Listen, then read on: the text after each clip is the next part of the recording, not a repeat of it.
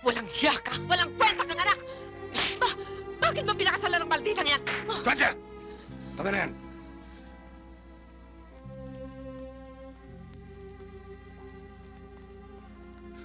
Ano ba nangyari sa iyo? Nasira ba ulo mo? Hindi, Papa.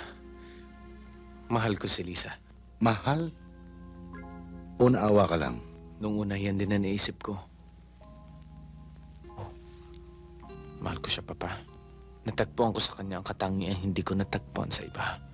Kahit na kay Maya. Pinakasalan ko siya dahil mahal ko siya.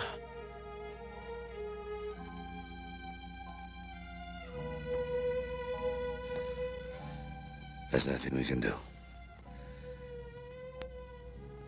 Eric is old enough to make his own decisions.